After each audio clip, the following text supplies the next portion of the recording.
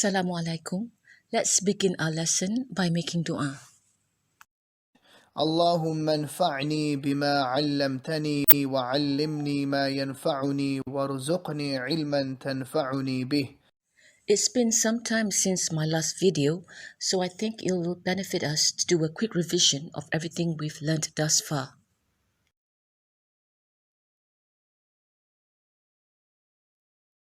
All words can be grouped into three types: isim, fa'il, and harf. Isim is like nouns in English, but isim is not limited to nouns only. It also includes adjectives and adverbs. Fa'il are verbs and can be categorized into three types: past tense, present tense, and imperative or command. Harf are particles, basically all words other than isim and fa'il. The first skill you need to acquire to understand the Arabic text is the ability to distinguish between isim, fa'il, and harf.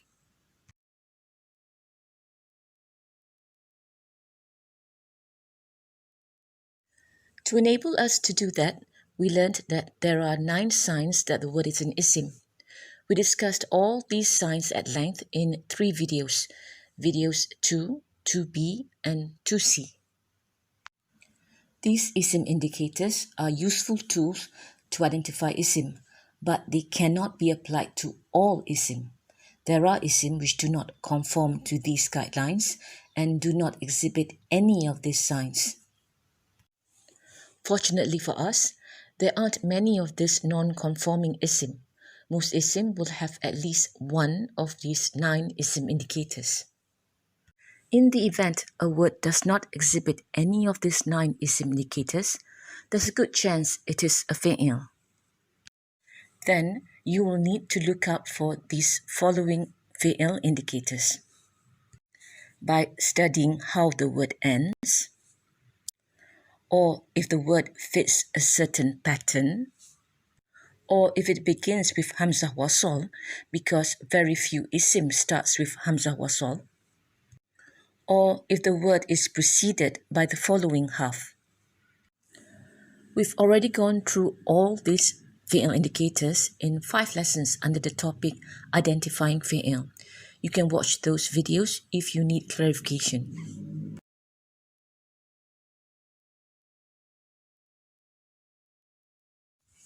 We learned that an isim has 4 grammatical properties. The first is whether it's a definite or an indefinite isim. A definite isim is called isim ma'rifah, meaning a specific isim. An indefinite isim is called isim nakirah, a general one. An example of an isim nakirah is kitabun, a book, any book, and mu'minun, a believer, any believer. Compare these with the isim ma'rifah counterpart, al-kitab, the book, meaning one specific book, and al-mu'min, the believer. You are referring to one specific believer. By default, every isim is considered nakirah except for these 7 groups. We already discussed this topic in lesson 8, so I won't go through this slide in detail here. Even if you can't remember all 7 groups, you should be familiar with 2 of them and know that any isim which starts with alif lam ma'rifah, meaning the article the, must be an isim ma'rifah. And proper names like Omar, Sulaiman, names of places like Mecca, London, people like Arabs, Malays, all of them are isim ma'rifah.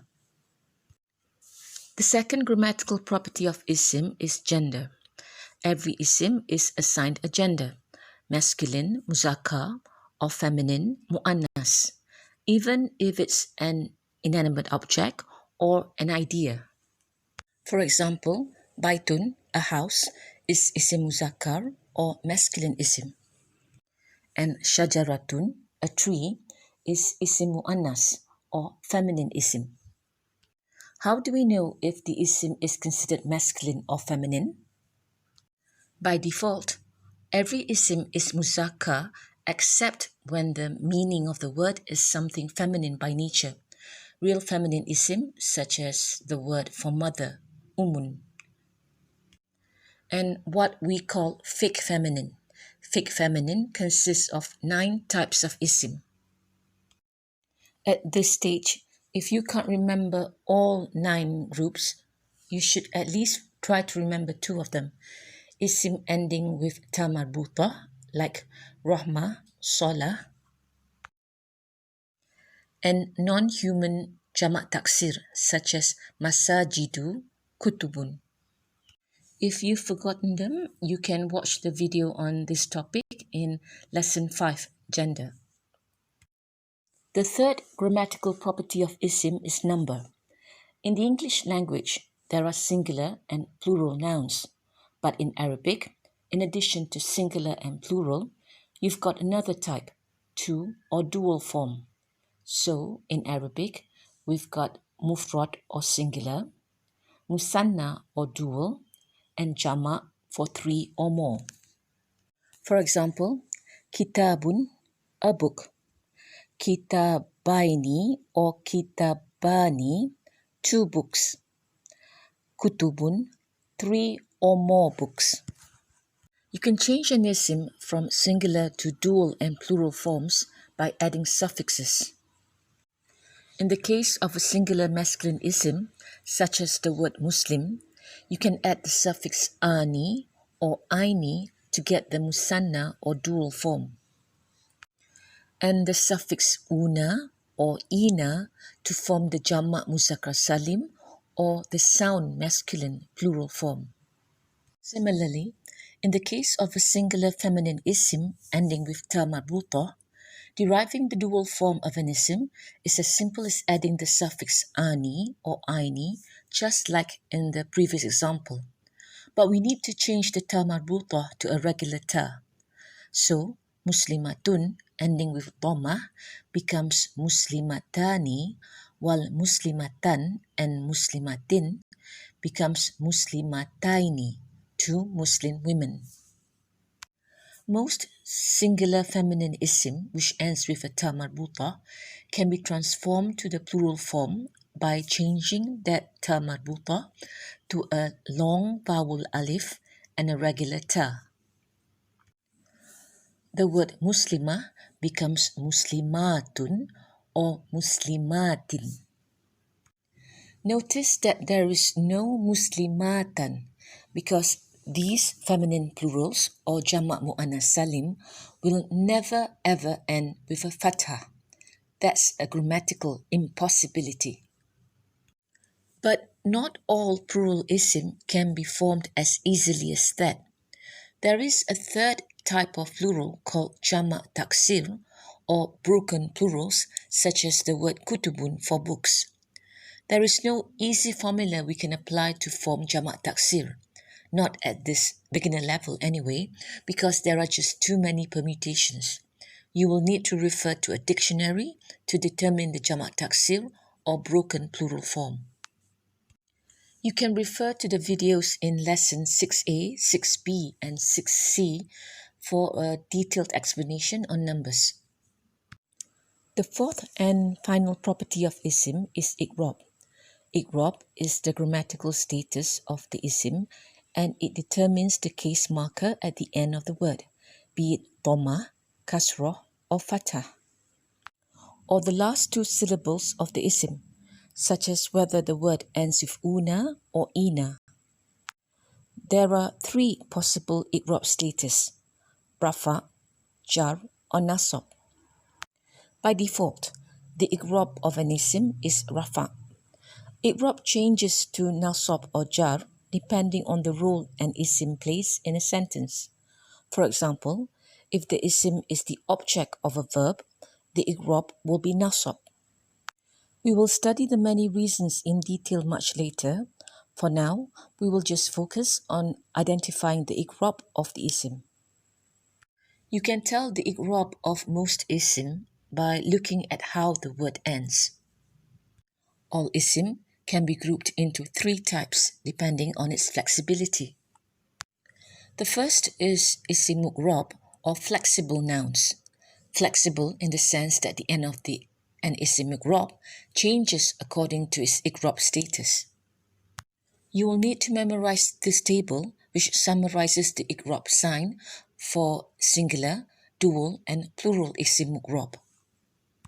The second type of isim is Isim Mabnu min al-Sarf, or partly flexible isim.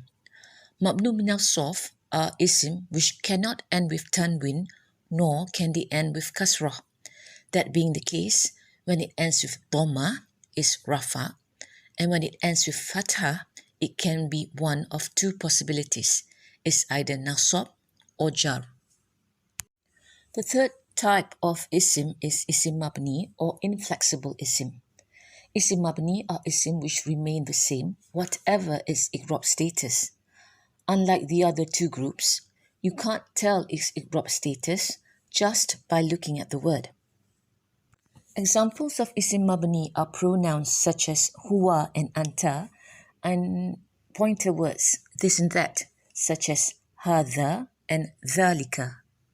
Inshallah, we'll learn more about Mamnu min al-Sarf and Isim Mabni in the coming lessons. Alright, we've covered all the four properties of Isim: D for definite and indefinite Isim, I for i'rab, N for number, and G for gender. D-I-N-G, D-I-N-G. To help us remember the four properties, just think of the word D-I-N-G. I know this sounds silly, but I'm sorry I can't think of a clever acronym. Now we're ready to do a simple exercise. First, without looking at the meaning of the word, tell me why you think the word is an isim by using the 9 isim indicators we've learned. Then identify the four properties of that isim. You have 15 seconds for each word. First word, nouhan. إن الله اصطفى آدم ونوحا وآل إبراهيم وآل عمران على العالمين.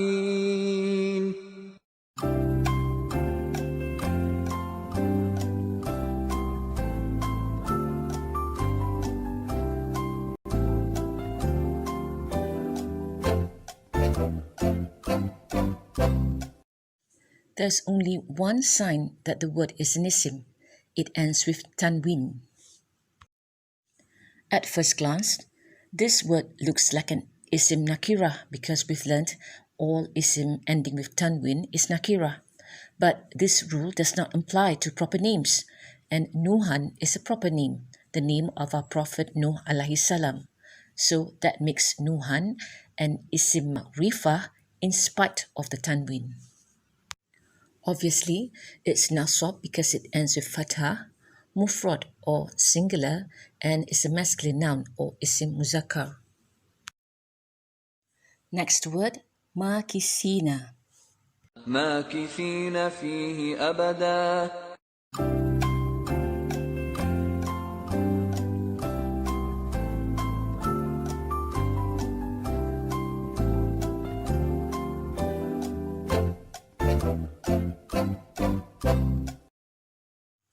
Only one sign of isim, second letter, long vowel alif, and ends with ina.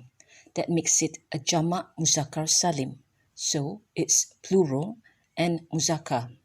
It ends with ina, so the i'rab could be either nasab or jar. No alif lam, hence it's nakirah or indefinite. Ma'kithina means those who remain or people who remain. The third word, القرنين.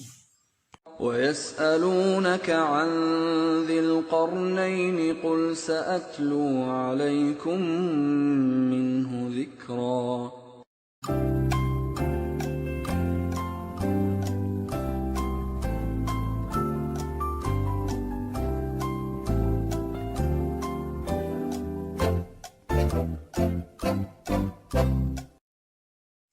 There are two telltale signs that the word is an isim. The fact that it starts with alif lam ma'rifah makes it an isim, and a definite or isim ma'rifah to boot. The second sign of it being an isim is the kasrah at the end of the word.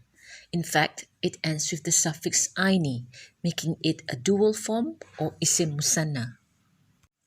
The gender is muzakkar because it ends with aini. If it was feminine or muannath, it would have ended with tiny. And by referring to this i'rab table, we can tell that the i'rab could be either nasab or jar. Al-Qarnain means two horns. The title Zul Qarnain literally means the possessor of two horns. The next word, Al-Anhar. إن الذين آمنوا وعملوا الصالحات لهم جنات تجري من تحتها الأنهار.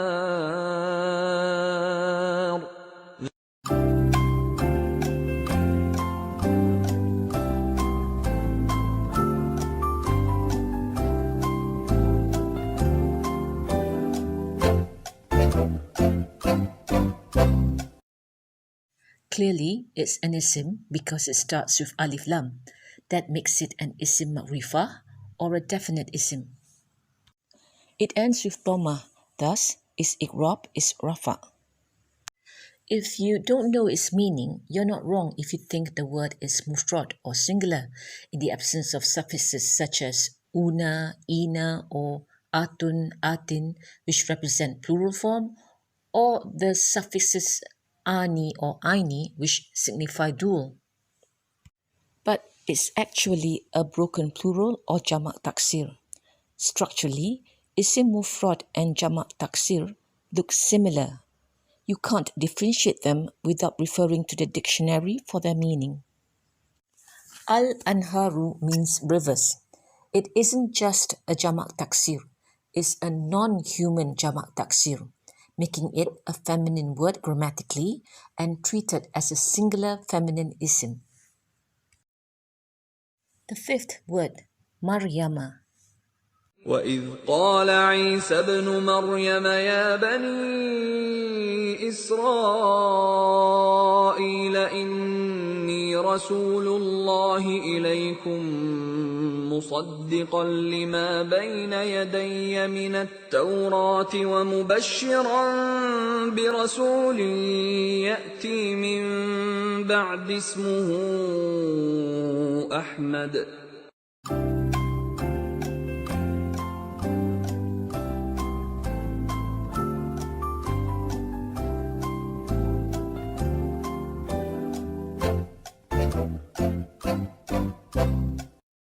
This word doesn't display any sign as an isim, but is actually a proper name, the mother of Nabi Isa alayhi salam. And being a proper name of a woman, it is an isim ma'rifah, mufrod, and muannath. Now, what about its i'rab? It is a proper name of non-Arabic origin, making it a mamnuk min al-sarf, an isim which can't end with tanwin nor end with a kasrah. Thus, when it ends with fathah, as in this case, there are two possibilities. It could be nasab or jar. The next word, عينان. فيهما عينان تجريان.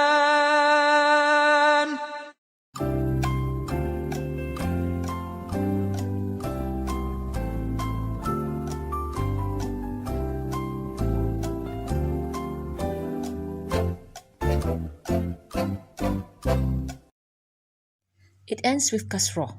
Most likely, it's an isim because fa'il cannot end with kasrah. Clearly, it's nakirah because it doesn't start with alif lam. And just by looking at the syllables ani at the end of the word, we can conclude that it is highly likely a masculine isim muthanna or masculine dual isim, and the i'rab must be rafa. In fact, عينان means two springs. Let's look at the seventh word, ayatan. وَلَقَدْ تَرَكْنَاهَا آيَةً فَهَلْ مِن مُّدَّكِرٍ.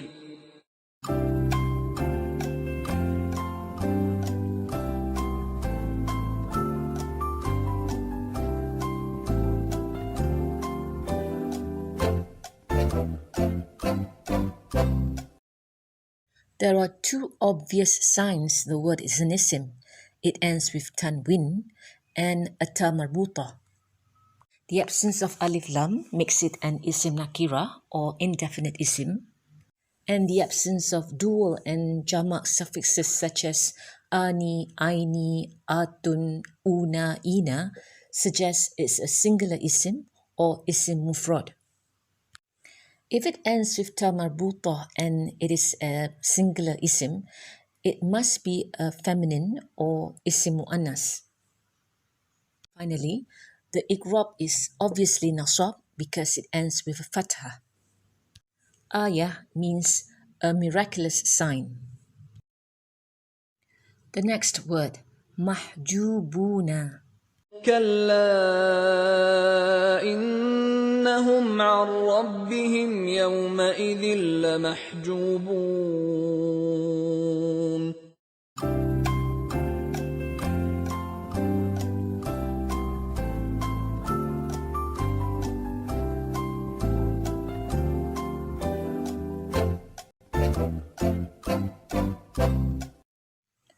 This word doesn't have any of the 9 signs we learned, but any word ending with una has 2 likely possibilities. It could be a jama muzakkar salim, or it is a fi'il mudari if it also starts with ya or ta. As we can see, this word ends with una and starts with mim, not with the letters ya or ta. That makes it a jama muzakkar salim, plural masculine isim. The i'rab is rafa because it ends with una and not ina, and it is an isim nakirah because there is no alif lam. As it is a jama muzakkar salim, we can deduce that it is an isim describing human. In fact, the word means people who are partitioned. The 9th word in our exercise is الفجار. كَلَّا إِنَّ كِتَابَ الْفُجَّارِ لَفِي سِجِّينٍ.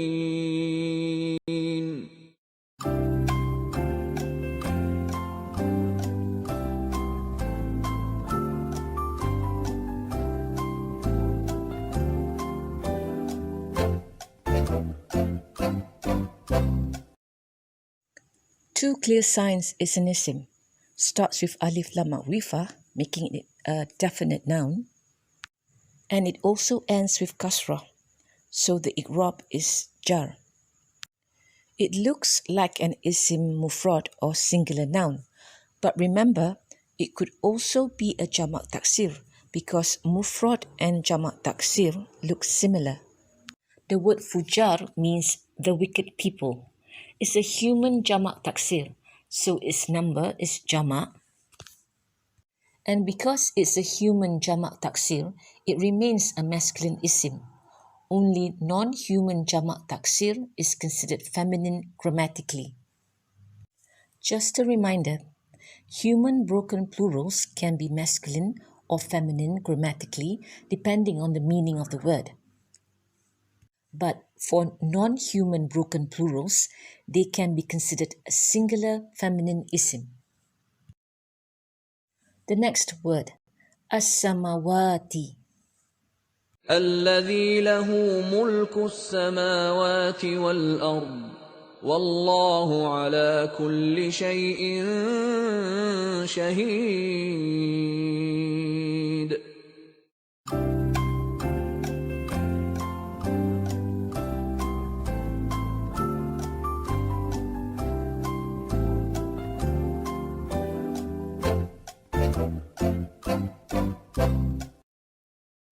It's got 3 isim indicators.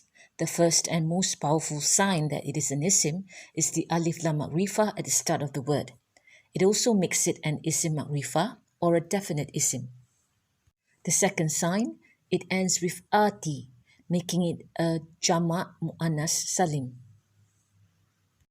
The third sign, which is not as strong an Isim indicator, is the fact that it ends with kasrah, because generally fi'il cannot end with kasrah. The word as-samawati means the heavens. Because it ends with ati, it's clearly a jama mu'annas salim. We learned that all non-human plurals can be treated as a singular feminine. So, grammatically, the number is 1 and the gender here is feminine. As for its i'rab status, there are two possibilities.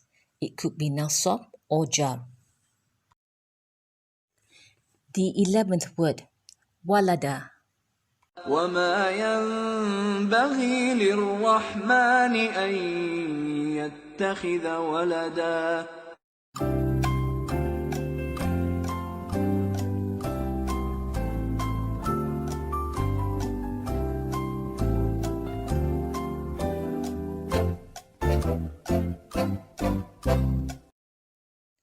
There is only one obvious sign it's an isim. It ends with tanwin. Clearly, it's an isim nakirah or an indefinite isim because there is no alif lam. Just by looking at the word, we can guess it's either a singular isim or a broken plural. And we know its i'rab is nasab. Since there are more singular isim than there are broken plurals, if I had to guess, I would say it's a singular masculine isim in the absence of ta marbuta. In fact, walad means a son. The last word, الغافلين. نحن نقص عليك أحسن القصص بما أوحينا إليك هذا القرآن وإن كنت من قبله لمن الغافلين.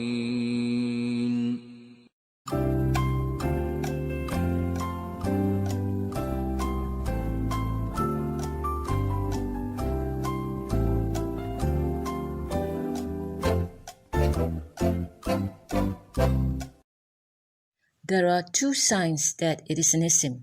The alif lam ma'rifah makes it an isim ma'rifah, and having the long vowel alif as the second alphabet of the word and ending with ina suggests it's a jama muzakkar salim, so it's plural and masculine.